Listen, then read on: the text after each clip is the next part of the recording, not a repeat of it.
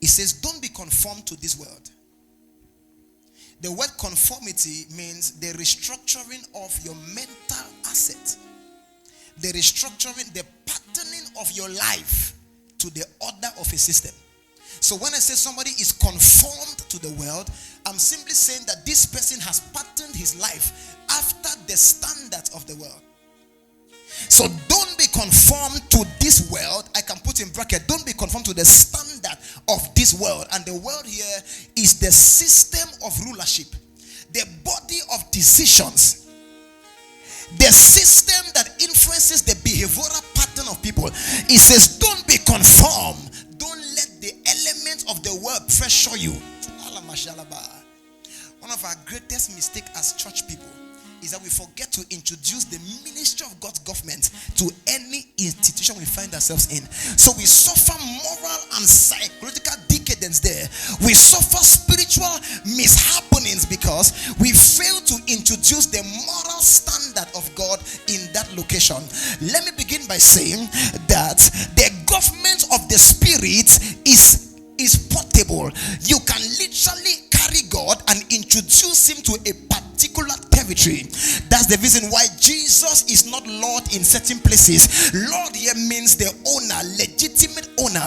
He is owner by being creator, but not owner by being the controller at that time.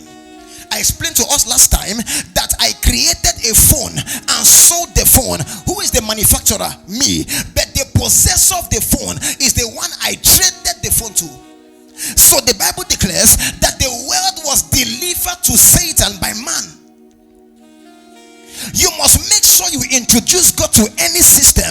Your house must be colonized by the strategy of divinity. You must listen to me. Bible says some people went to arrest David, and when they entered the compound of Samuel, it said they began to prophesy because Samuel had colonized that atmosphere. Anywhere around the home of Samuel became infiltrated by the spiritual government of God. So I want you to understand right now, you may not be able to change the world, but begin by changing your life. You must first of all be transformed and ensure that you carry a portable dimension of God's presence to your vicinity. There is a level of God you carry. When you enter a bar, people drop their alcohol without you saying a word, because the governments of the Spirit have the ability to colonize and suspend the faculty of mortality. You're not getting me at all. The prince of the power of the air has blinded them, in whom the God of this world has blinded them. So something influences the behavioral pattern of people. Israel was under bondage, but they did not know. Bible said, but when the king of Egypt died, that was in Exodus 2, the last verse. When the king of Egypt died, it says God heard the cry. So the presence of the king of Egypt was an imposing, oh my God, it was a spiritual imposing on the life of the people. Many of your brothers don't know God.